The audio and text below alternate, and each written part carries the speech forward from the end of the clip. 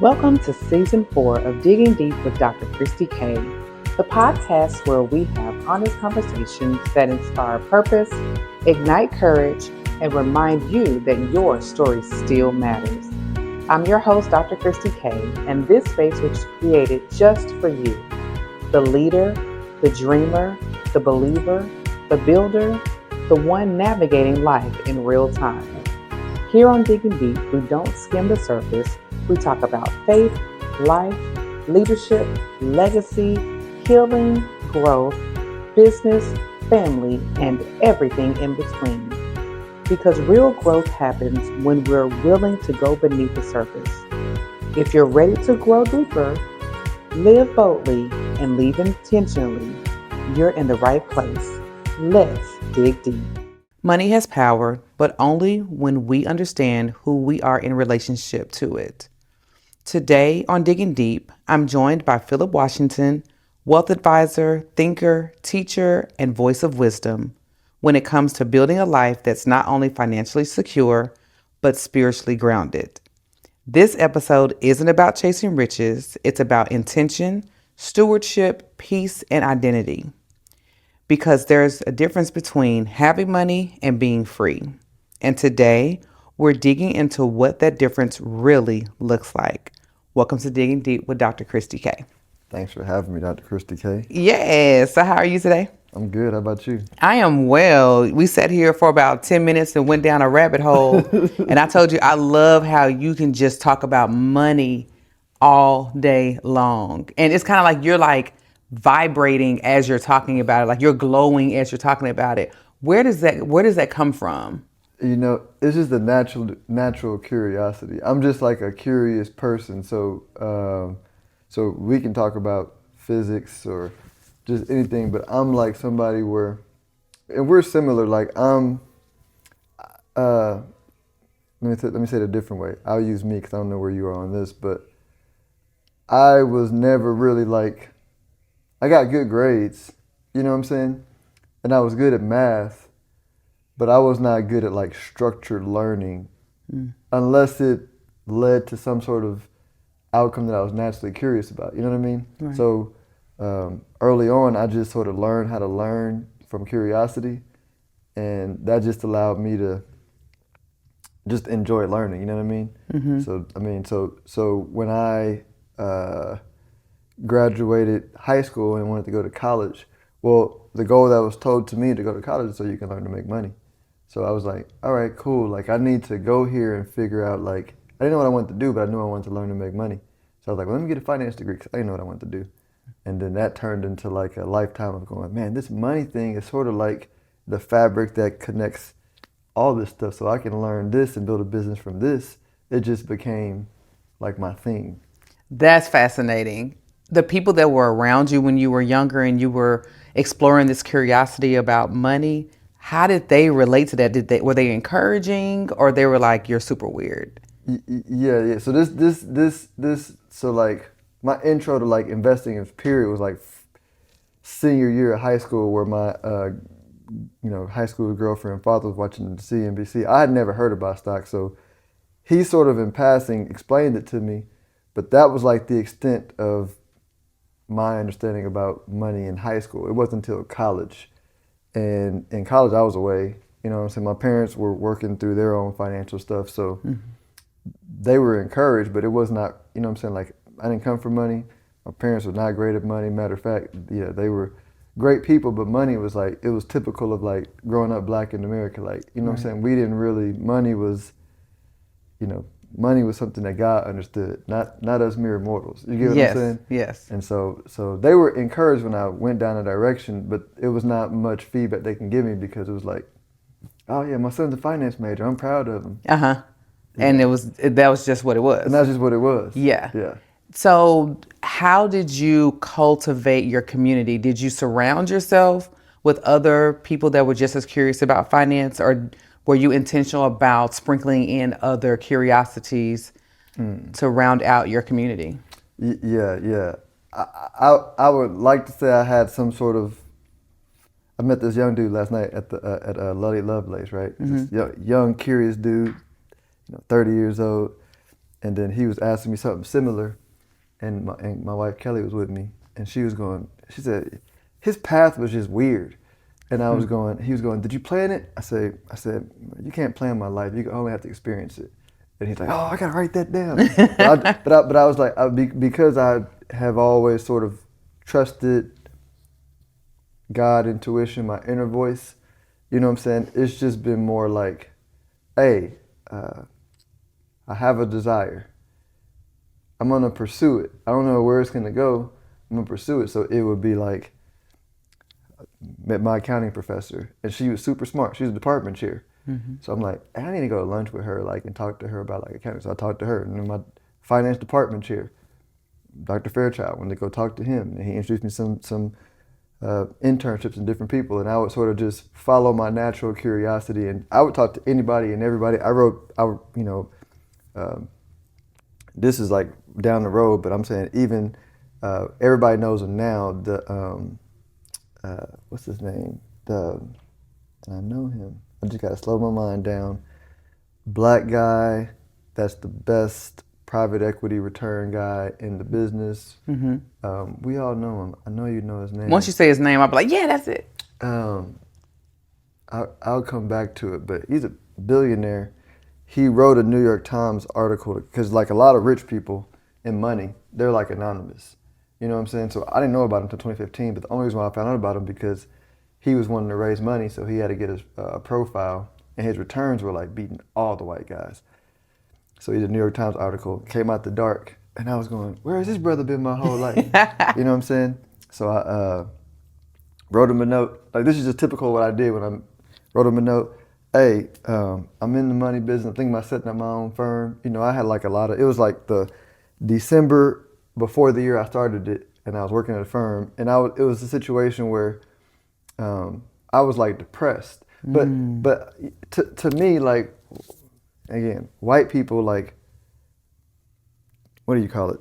They like overthink emotions. You get what I'm saying? Like depressed, what's wrong? No, depressed is just like your body telling you that you're not pursuing a path that you're supposed to produce. So I was just in a natural depression. You know what I'm saying? I was going, I don't feel right, and I normally feel good, right? So that was where I was. So I was like, all right, I'm working through my therapy, right? Natural therapy. And I didn't have it. You get what I'm saying? Like, it's natural therapy when you listen to yourself. So I was going, I need to make a move. All right, hey, I'm a finance guy. I've been in finance. Thinking about doing my own thing. Like, I just appreciate, I read your article. It was confirmation that I should be going down a path. I didn't know you existed. I just appreciate you being a light. I don't need anything. Here's my number. If you're ever in Dallas, you know what I'm saying, hit me up, take you to lunch on me, right? Sent that, like 2 weeks later, he had his right-hand command guy, which is like when you have your chief of staff at that level. Chief of staff as a billionaire is probably better than talking to the billionaire. Mm-hmm. You know what I'm saying? Because he knows all the details of the operation and everything going on. So he called me, and we chatted for like an hour. You know what I'm saying? But I'm saying, like, that's been like my life, where I'll feel something, I'll start the journey, a path to open up, I'll pursue it, I get the date, you know what I'm saying? And I got like 100 of those. Yeah. But that's how I've built my community, if you will. And I've always recognized that with you. I met you by listening to your podcast. And our first time talking, I said, this gentleman is very insightful, and you're very in tune with yourself and what you need spiritually, emotionally. You're a family man, and you are a lover of people. And so when it comes to that, and you're talking about money every day, I'm sure you come across people who are very shy about talking about money. They're nervous about the economy because, quite honestly, most of us, we have been taught to either live paycheck to paycheck or to live in a scarcity mindset. And sometimes we've been taught that being rich is unattainable, or rich means you drive a certain car, you wear certain clothes, you have to wear the aspect of being rich. But when you think about the words rich and wealthy, how do you define the difference? I like that question. For me, I would call like rich or wealthy is like the natural state of who we are. You know what I'm saying? Like, meaning like wealthy is, if we separate it out, like the rules of man, I call it the tree of good and evil. You know what I'm saying? And we operate it based off natural law, which is how I say, you know, I notice with you, we tend to operate from body intelligence. You know what I'm saying? Like right. the Western world demonizes the flesh and body intelligence, but it's natural to people with African roots. You know what I'm saying? And even down their culture, when they go way back, you know, body intelligence is like the tree of life, where you are like in tune with it. And I went down a rabbit hole. I'm going to answer. What was the question again? When you think about the words rich and wealthy, how do you define the difference? So wealthy is natural because we always have an abundance of energy when we are in our natural flow. You know what I'm saying? Like when you're in the flow, you don't get tired. You know what I'm saying? Like there's no burnout. There's no overwhelm when you listen to yourself, because you always got more coming in than what's going out. Yeah. And so wealthy is our natural state, because if we're operating from that standpoint, then we have more income coming in than going out, right? You know what I'm saying? Like we're naturally going to say, I'm not going to buy this thing to try to get some feeling outside of myself, right? I'm good. You know what I'm saying? I'm going to buy it in alignment, right? And then from a skill set standpoint, I'm not gonna rest on, like, the world's always changing. So I'm not gonna, like, I hear people say, Phillip, I don't want to learn AI because, like, I only got 10 more years, 20 more years to work. I don't want to learn anything new. And I'm going, well, you're operating on, like, not in alignment. You know what I'm saying? Especially because I know what you do, and you need to learn AI, right? Entitlement, right? Entitlement comes from, like, being out of alignment because you're no longer curious, right? And so, but if you're operating in alignment, like wealth is your natural state. Like you can't help but to be wealthy if you're operating from your natural state. Now, rich, you can game the system and get rich. You know what I'm saying? Like the system is literally full of people who game it to get the stuff. You know what I'm saying? And that's what I call rich. That's easy to get rich. Like just game the system. Right. You know what I'm saying? But I don't want to be just rich. And I don't want to wait to be wealthy. I'm like, wealthy is not a dollar amount in my term. Like wealthy is when you got more coming in and going out, you're wealthy. Dollar amount doesn't matter. And more going in, coming out is not just physical dollars. It's healthy mindset. It's healthy body. It's all encompassing. I know that you and I have talked about Abraham Hicks and other type of opportunities to learn how to have alignment within your body. And I can say personally, I can literally feel the difference when I wake up, when I wake up in an aligned mindset. Because like you said, I'm not tired throughout the day. It does not matter what's going on. I feel like I'm literally floating through the day. And it could be a day full of ebbs and flows where when things that should upset me don't, and things that should make me super excited, I'm just like really even. That's when I'm most aligned and I know that I'm most attuned. Yeah. I was not always able to be in that way because I was being so rebellious against the things that my parents taught me about alignment.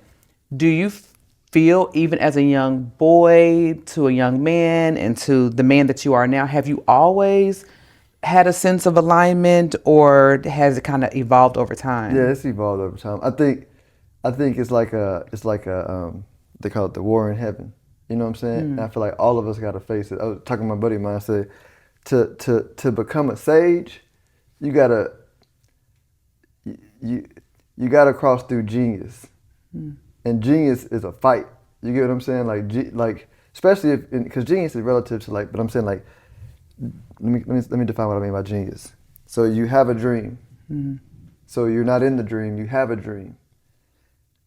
In order to get in the dream out of where you are. You know what I'm saying? To me, the story of Satan, because I think we totally misread this, is a light bringer. Lucifer is a light bringer. You get what I'm saying? Like, this is the Western translation of a African principle. You get what I'm saying? Like, when you translate it to an African, you go, oh, he had a dream and he had a fight with the established order. You get what I'm saying? I know people might be triggered, the church people or whatever, but if they follow what I'm saying, I was leaving my comfort my nervous system comfort zone of being poor. You know what I'm saying? Lower middle class, whatever you want to call it. I think it's tough to be super poor in America because, but lower middle class. Mm-hmm. And so that was like a nervous system change because I didn't like to be, to have money. Like, I know you experience it. It's like, there's a lot of fear. There's a lot of uncertainty. Mm-hmm. There's a lot of like insecurity, you know what I mean? That you just have to move through. And so I don't think it's possible to like the brute force period, the drive, the propelling yourself out of that into the dream is just a violent process. You know what I'm saying? Mm-hmm. And so I'm giving the background because even though I was in alignment for the long term, pursuing the dream, the process was, like I don't think my nervous system didn't. It was manageable, and I would get the depressions, and I would journal or do whatever. But it wasn't until the last 3 to 5 years when I started really getting into like meditation and yoga. You know what I'm saying? Where I got intentional about it. But I only got to that point because I listened to my body, and when my body got super out of whack, right, I would have to regulate it. But the higher up I went, you know what I'm saying, like managing money for people, putting your thoughts on the internet and having people like, you know what I'm saying, from my own community, right? Because I get clients tell me now, you sound like a Republican, and I said, you know me, I've only voted for like. I literally like raise money for Democrats. Mm-hmm. You know what I'm saying? Mm-hmm. Like, don't get me misunderstand me. I think their economic policy is terrible, right? I'm just saying, but I'm gonna go social first because I respect harmony in my household, and we come from a socially minded culture. You know what I'm saying? But I don't have sides. You know what I'm saying? I understand principles, and the principles of money don't care if you're Republican, Democrat, Black, white, American, Chinese, communist, socialist. It doesn't care. You know what I'm saying? And so I'm talking about principles. So I know I went on my what JC, my passion started talking. But that process of navigating all that, you know what I'm saying? The people pushing back on me and this, that, and next, I finally had to find peace and say, hey, listen, like, this is the ground I stand on. You know what I'm saying? And I'm right. And you don't got to agree, but if you're going to be on the ark with me and my family, this is going to be what it is. And if you don't like it, fine. But I'm not arguing with you. Yeah. Period. Yeah. But I needed to find a level of peace because I'm still like a gangster. You know what I'm saying? Like, I'm still a warrior, and I had to become a warrior to get into the dream. You know what I'm saying? I like what you're saying. And there are listeners that are like, well, Christie and Phillip, they seem really enlightened, and I'm just not there. I don't know how to get there. I see people around me that are there, and I just quite honestly don't want to go through the struggle to get to the point of where I feel enlightened. Because personally, I can say it is considered a struggle, but it's not really if that's something that you know that you need to do. It's a process that you are inviting into your life to help heal your mind, your body, and your spirit. Yeah. And when you get on the other side, not saying that you're going to be perfect, when you get on the other side, you will see things so much differently. You won't be so frazzled when the bank account is super low, because you know very soon around the corner, it's going to make a turn. Yeah. Because that's just the alignment that you've worked so diligently to get yourself in. But I want you to speak to people who silently struggle with anxiety around finances. Why do you think money has such an emotional hold on people? Because it's like if you go out of the spiritual world and you move into like physical reality, like money is like the highest level physically. You know what I'm saying? Like, meaning, like, if you say, all right, what affects me more? Like, what touches my life more in the physical world? It's money. Like, you can't go a day without, like, everything requires money. Yeah. You know what I'm saying? Like, even down to, like, and this is I guess the new generation speaks it out loud, but the old generations used to, like, whisper it, like, down to, like, your spouse. You know what I'm saying? Not not that your spouse is going to choose you based on money, but people want to cohabitate with somebody who's on the same thinking area when it comes to like finances. You know what I'm saying? Like, meaning like, I was not going to marry somebody who was financially irresponsible, and neither was my wife. Yeah. You get what I'm saying? Mm-hmm. Like that just was not, that was like a non-negotiable Right. for both of us. And then, and then if you want to have kids, that requires money.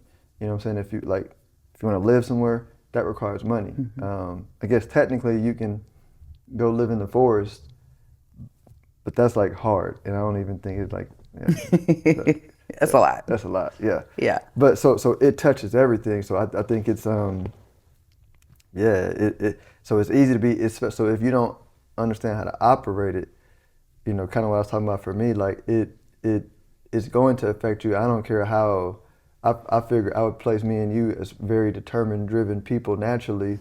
But like I said, even, like my biggest setbacks were like money, right? Relationships too, but money, right? Because because a lot of relationship fighting was over the money. Over the money. Or some aspect of money, time, which is like time is just can be bought by money.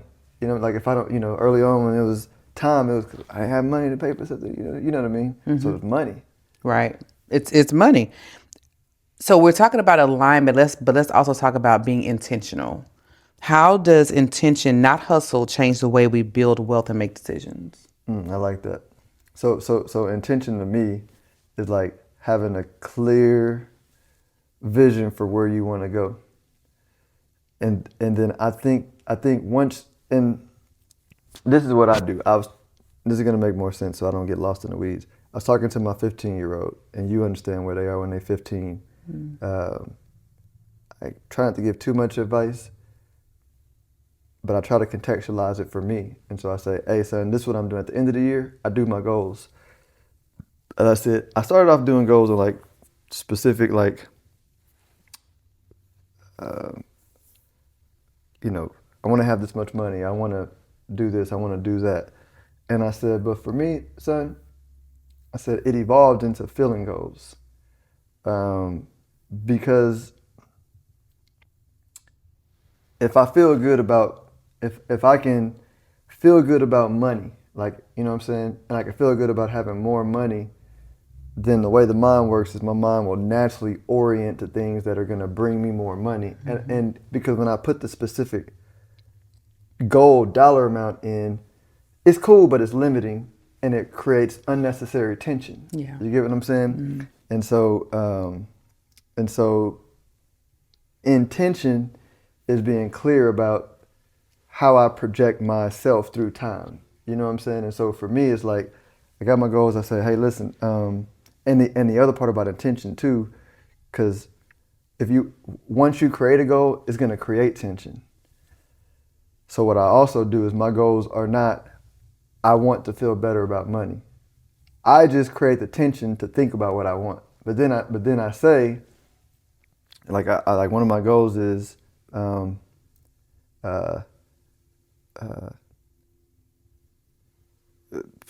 be better to visualize it. I literally visualize and every day I practice having $100 million. And I feel it. You know what I'm saying? At this point, it's real. You know what I'm saying? And I feel how it feels. And then what'll happen when I first started doing it, because you can't fake feelings, right? You can fake, what do you call them?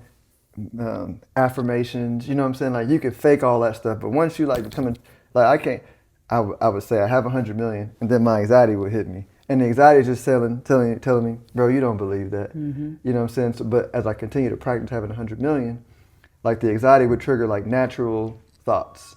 And I would go, well, dang, if I had 100 million, how do I make sure it's safe?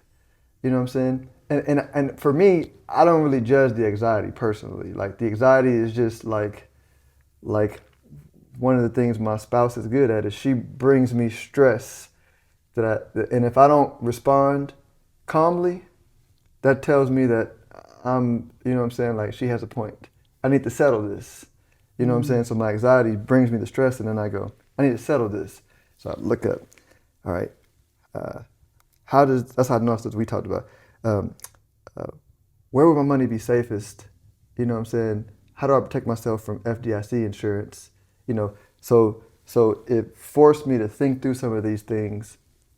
So now having $100 million is not scary at all. Like, period. Like, I can have 100 million. I'm comfortable I can get it to 100 billion. You know what I'm saying? But it didn't come through planning. It came through feeling, following the natural curiosity, sitting every single day. You know what I'm saying? Going through the process. And now I'm like, yeah, I'm comfortably sitting. Like, if I had 100 million, no stress. You know what I'm saying? Maybe a billion, but now 100 million, no stress. And so now my mind can orient and intelligence can form ideas that will lead me to people and conversations, and you know what I'm saying? Yeah. I love that. And I totally agree. I would say over the last 5 years, I have learned how to feel my way through things. And it also has caused me to create boundaries with people and with things. Because most times, especially as an entrepreneur, the situations will come about. We have to make quick decisions. However, that's not always wise. Sometimes you have to make quick decisions, but quick decisions aren't really quick decisions if you have already been in alignment with the process that you've created. And so me feeling through things, like if it's time for me to make a decision and my body does not begin to tingle, like my hair does not stand on my arms, or I get butterflies in my system, or I get instantly happy and giddy, it's a no. Because I have asked God to show me how He is going to let me know the things that I need to pursue. And that's what He's given to me. Until you feel me physically changing your body in every single decision, don't make a move. And when I've gone against that, it doesn't work out. When I've stayed with that, it's worked out. But that's just for me. No, that's real. You know, everybody's different. I know some people, they feel like this is like a glow, you know, above them, and that's their sign that it's time to move. But listeners, I want you to know that Phillip and I are examples of finding how your body works to trigger when it's time to make a move. It's a feeling, and you're right. There's nothing wrong with vision boards and writing things down, but that's more of like a ceremonial way of getting to a goal. Getting to a goal, if you feel your way to that goal, everything is gonna align because you're going. It's kind of like I said before, when you're playing the leapfrog, where the frog is going from lily pad to lily pad, lily pad. The frog is trying to get to a goal, and it's literally going down a path and hopping on the lily pads. Me feeling my way to that goal is me hopping from lily pad to lily pad. And once I get to that last pad and I think he's trying to get to a mosquito or something to eat it. When I get to my goal, I'm like, got it.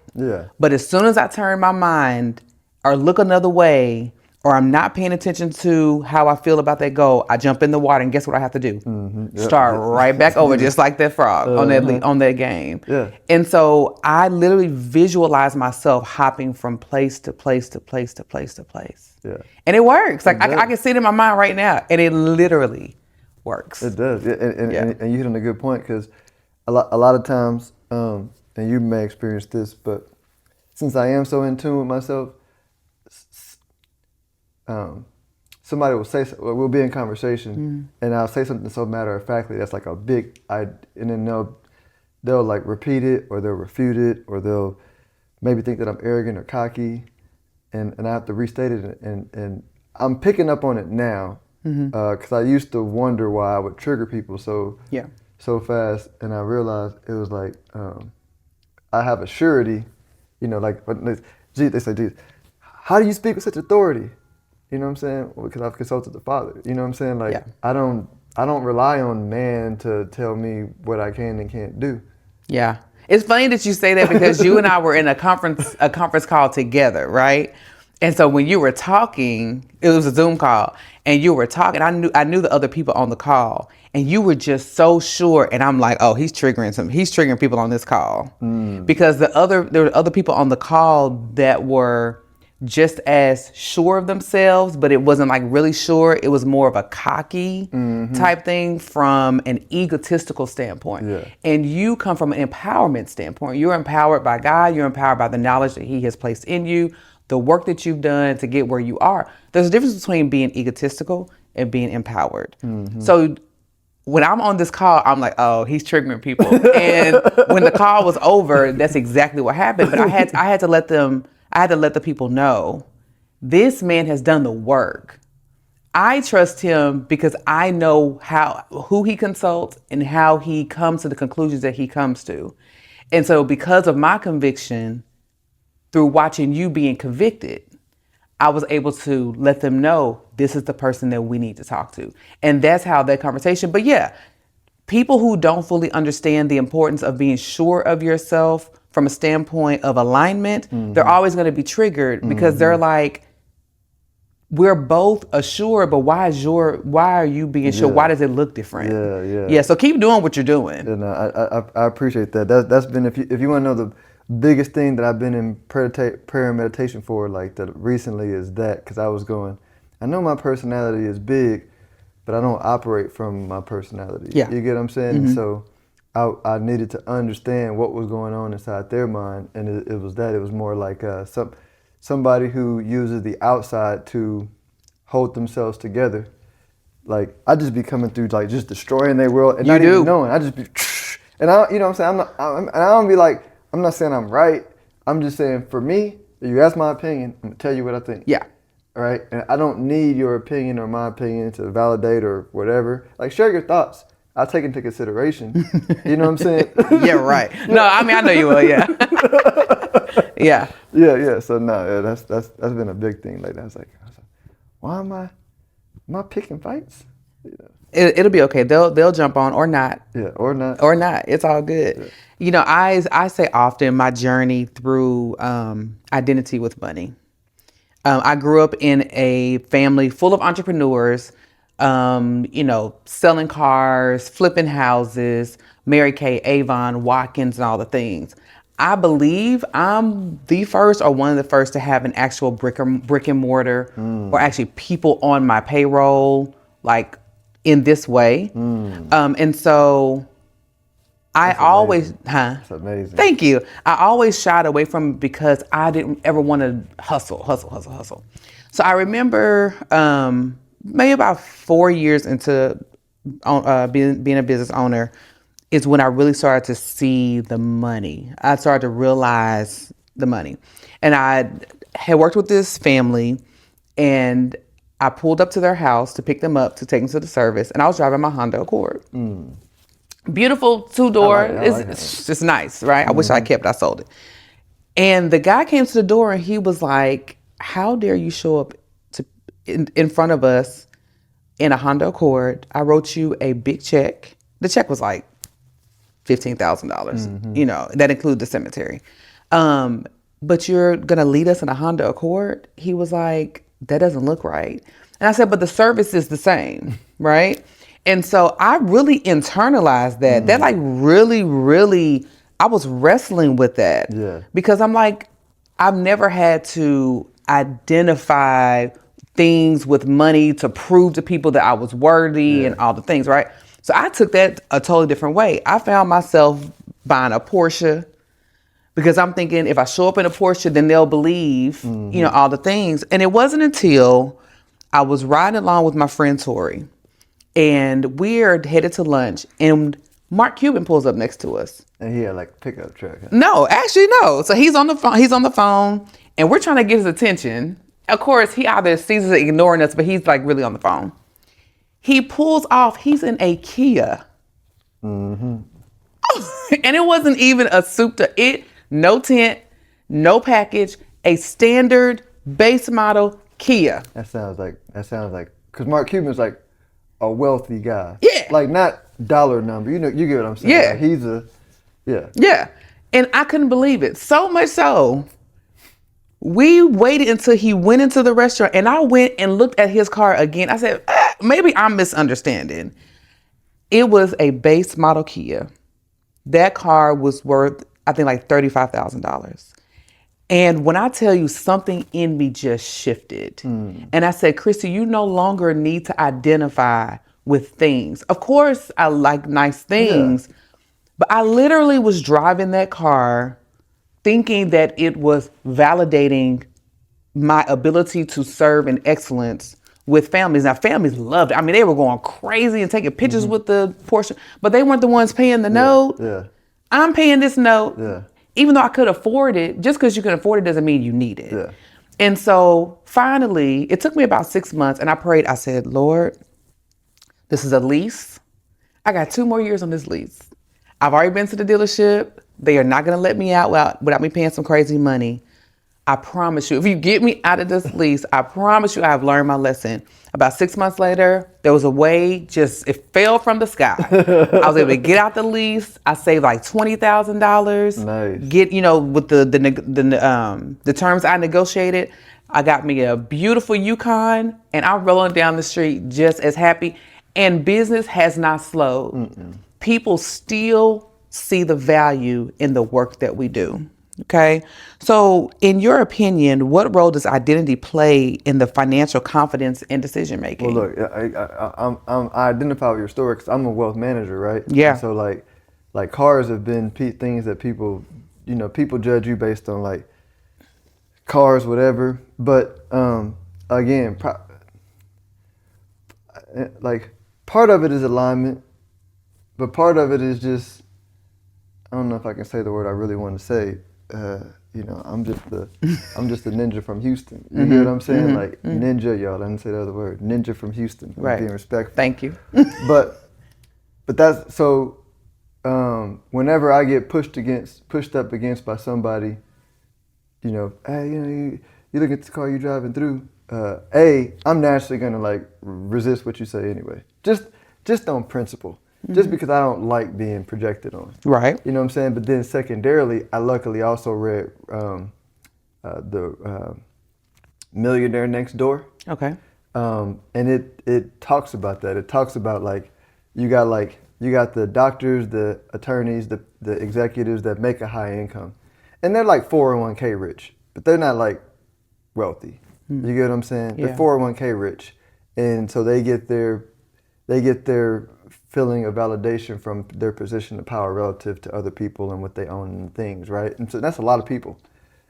And so those are the people that, from a wealth management standpoint, are terrible clients. You get what I'm saying? Yeah. So that's why I read the book. So whenever somebody with that knowledge and with my natural way of being, I was going, so like the inner me and the form of wealth are actually in alignment, meaning like if somebody judged me on my car, right, probably not a good client. And then I would experience I had a client who was a good old boy. Like I met him at an airplane hangar. Like he was like rich. You know what I'm saying? Like I don't know what he was worth, but at least 100 million. Like he rich. Good old boy. You know what I'm saying? Like 70 years old, white guy from Tarrant County, like rich. You know what I'm saying? And he liked me because he's, when you're like rich, we connect on the spirit. It don't matter about like, you know what I'm saying, like your color or whatever. So he knew my spirit. But I also knew that guys like that, if I pull up in a Porsche, you know what I'm saying, he understand who I serve. You get what I'm saying? Yes. Like he like, hey, this guy serves rich people, not wealthy people. You Yes. get what I'm saying? Like, you get what I'm saying? Absolutely. Like if I pulled up in a Porsche and it was like, it was the whole package, right? He just knew his advisor was not going to be the guy to pull up in the Porsche. Yes. You know what I'm saying? And so then I was like, so now's my experience. So now it's like the revert. Like I got the inner feeling, the book confirmation, the real confirmation. That's when I was like, you guys can, you know what I'm saying? Like you can placate to the system, but like that's not how you get rich. Yeah. You know what I'm saying? And then once you sort of let go of all those pretense, it gets easier to be rich because then, you know me, I haven't worn suits in a long time. I wear a suit, I look good in a suit, but I really stopped saying, I gotta have this to get a client. I gotta have that. I was going, no. And whenever I feel like I have to have a thing, I'll go back into my prayer, and I'll be like, hey, listen, I want this situation, but I actually I don't want to work more, and I want to be in I want to be talking to people about money and like tracksuits in the booth at Breakfast Brothers and Redbird. You know what I'm saying? Like I want to have those guys that are managing billions. You know what I'm saying? Sitting at the table, looking at me like a conundrum, wondering why they're even here, but not being able to leave because I know what I'm doing. Yeah. You know what I'm saying? Like I feed that, and then it comes. You know what I'm saying? Like it's, you know, I'm like, cause I'm like, cause you can do it. Yeah. And why would I do it in a path that is not comfortable for me? You know what I'm saying? Like, so yeah. And once I unlock that superpower, you know what I'm saying? I love that. And for the listeners, I want you all to know we're not saying don't buy the car if it's in alignment with you having a car. Don't purchase the car and the bag and the shoes and the jewelry to impress or to make that to be a part of your identity, to say, hey, I'm worthy for you to talk to me and for you to trust me. Yeah. That is not how people, that if you want a pure audience, a pure ecosystem, that's not how people should be judging if they should have you in their life anyway. Yes. It should be based on the knowledge that you have and how you all can collaborate, because collaboration is a new currency. And so get what you want as long as aligns with what works best for you. Yeah, because I'll give like an opposite thing that I'm gonna do that people are gonna be like, that's financially irresponsible. I'm like, I'm done buying cars. Yeah. I'm only gonna lease. You know what I'm saying? And I'm gonna lease something I like, and because I like it. You know what I mean? I can give you the math on why that actually is pretty smart, but that's like a typical thing where somebody would be like, oh, why are you leasing a car? Isn't that what broke people do?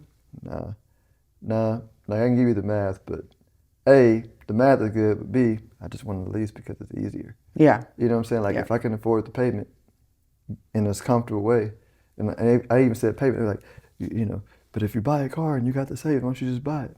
A, because I don't want to. You know what I'm saying? But B, like my savings is growing at 40% a year inside of Bitcoin. Yeah.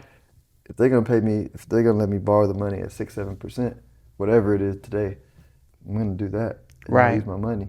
You know what I'm saying? So, Yeah. but that's like an example of a thing where our cars are nice, but like you said, we buy them because we want them. Like everything that I feel like that we do is intentional. Yes. And it's not gonna make sense from a rule book standpoint if you look at it outwards. It's gonna be, this aligns with what we want to do. You know what I'm saying? Because you met Kelly. Kelly is unabashedly in love with things. You know what I'm saying? But she don't do it to impress people. She just likes nice She stuff. just likes nice things. Yeah. I love your wife. You know, we've been around each other several times. And she is just who she is. She loves the skin that she's in. She loves being the woman that she is. She loves being a wife, a mother, all the things. Take her or leave her. And I am like that. And it's very rare that you are around, especially Black women, because unfortunately a lot of Black women, and I'm saying Black women because I'm a Black woman, subscribe to what society thinks we should look like or how we should be. But, you know, Kelly and I vibe really well because we are just who we are, take us or leave us. And it works because she's aligned, I'm aligned, and I can tell the people that she associates herself with are aligned. And even when we've been around people that didn't seem as aligned, her quiet spirit usually shifts the atmosphere and makes that particular person like, okay, well maybe, and she does it in a very calm way. Yeah, I admire that about her because I'm like, I always say, babe, you know I couldn't be in politics. I'm too much of a warrior. I said, but you would do good. She don't want to, but I was like, yeah. I said the community likes you better than me because I'm too raw and you're like because she's a gangster. You know I can tell she can go. But she's more refined. Yes. So I learn. I pick up on, hey Phillip, everything don't got to be a battle. Yes. Yeah, absolutely. You know, there are people that are listening. They're like, okay, I get it. I've been listening to this podcast. I want to do different. I want to do better. How can someone become shifting from survival thinking to abundance thinking, even if they're not financially where they want to be yet?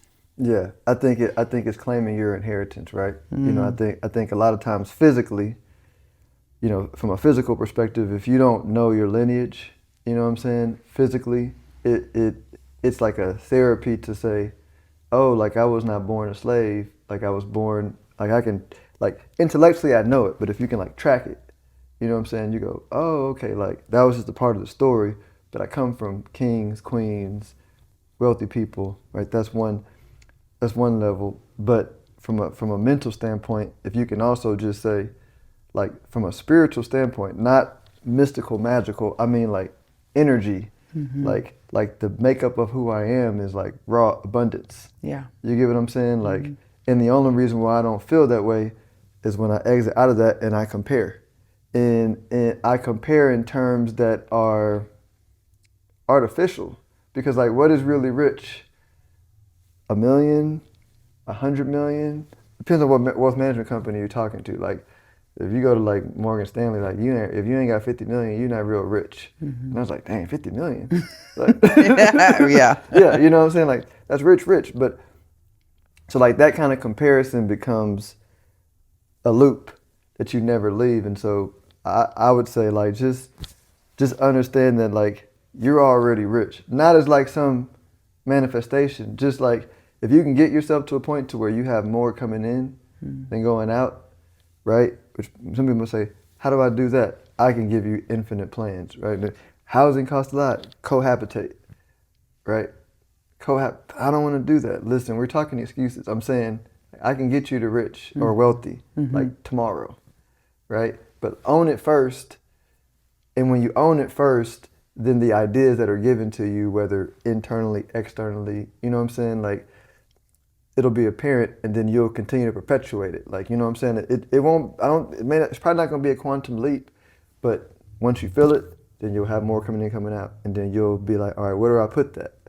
You know what I'm saying? And then it'll build. And then, you know what I'm saying? Yeah. And because I can tell you, I know people, I know God, our age, I want to change some facts.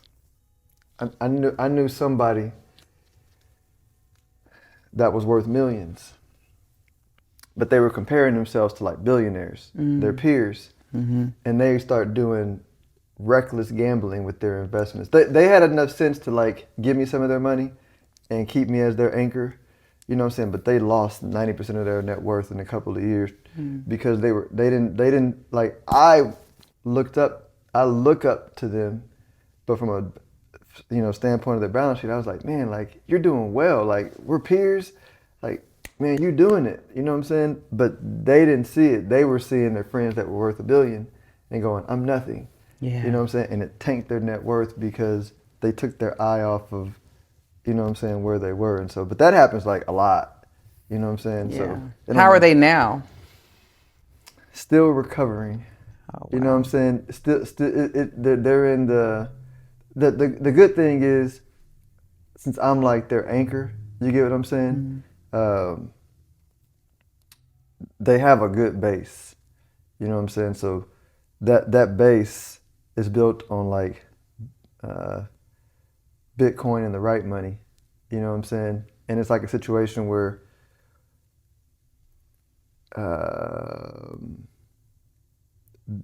they were able to see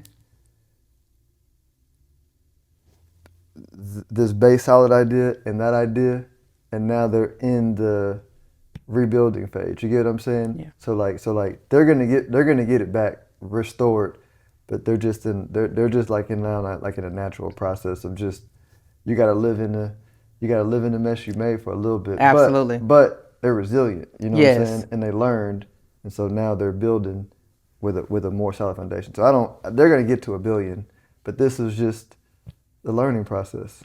And that's so powerful, living in the mess that you made. All of us at some point of our lives have made a mess, and it's not the end of the world. Don't quit on it. Just pause. Feel your way back through it to where you prefer to be. Get yourself in alignment, and it will be okay. So many people are having suicidal ideations, going through with the suicide, sabotaging their relationships with their family and their friends, crashing out because of the decisions that they've made, when you have to understand the decision is only temporary. You can always pivot. The only time that you can't pivot is if you end your life or you end someone else's life, and then you can pivot in jail. It's a different type of pivot. Longer recovery process. It's a longer recovery process, but recovery is doable. Yeah. You all are listening to two people who are not perfect, Not at all. who have had to pivot so many times, whose finances have gone through ebbs and flows. Ebbs and flows meaning highs and lows. Highs and lows. Extreme highs, extreme lows, and everything in between. And we are still moving forward. Phillip, if you could leave listeners with one truth about abundance and peace, what would it be? Yeah, I know I sound like a broken record, but I'm just saying, believe you are equal to it. You know what I'm saying? Like, deserve is a charged word, but like, it's not something that's attained for special people. You know what I'm saying? Like, it's, and if you were to, if they were to like see the people who are special, you know what I'm saying, they'll realize that, man, we just as, I was gonna say we, then I was gonna take myself out because I'm gonna be like, I'm not special, blah, blah, blah, blah. But what I'm saying is, people who are perceived as special from somebody outside, when they come inside the person, they're just like, nah, they're just like regular people with the same insecurities, the same movements of energy. Yeah. You know what I'm saying? From depression is always the base of your previous self. You get what I'm saying? Yes. And that's just the process that just is normal. And so I think, don't think something's wrong with you because you feel anxiety, because you feel depressed, because you don't know, because you feel inadequate. Like, that's just normal. You know what I'm saying? That's just that's you saying, I'm ready to go, I'm ready to level up. And then it just becomes like just saying, all right, dust it off. There's nothing wrong with me. This is normal. I mean, I think that's just enough to move to the next level. Like, if you just can say, no, like, there's nothing wrong with me. I tell my boys this in the morning. You're perfect as you are, and always going to become more who you want to be. You know what I'm saying? Like, if you can just believe that, yeah, you know what I'm saying? It pulls you to the next level. Yes. You know, God, we thank you for being our source, not just of provision, but of wisdom, clarity, and peace. Teach us to steward what you've placed in our hands with grace, discipline, and intention. Heal every fear connected to lack, every heart tied to striving, and remind us that abundance begins within. Bless Phillip and his family and his business, every listener, and every household represented on this podcast here today. In Jesus' name we pray, amen. Amen. Family, Phillip reminded us today that wealth isn't about accumulation, it's about alignment. It's about knowing who you are, knowing what matters, and choosing peace over pressure. Money can be a tool, but purpose is the true reward. This has been Digging Deep with Dr. Christie K. Thank you for tuning in. We'll talk to you next time. Thank you so much for listening to Digging Deep with Dr. Christie K. It is my sincere prayer that something you heard today sparked clarity, encouraged your heart, and inspired you to move forward with intention. If this episode impacted you, I encourage you to like, share, and leave a review. Your engagement helps us to continue to grow and create meaningful conversations that matter. Until next time, live well, lead with purpose, and continue to dig.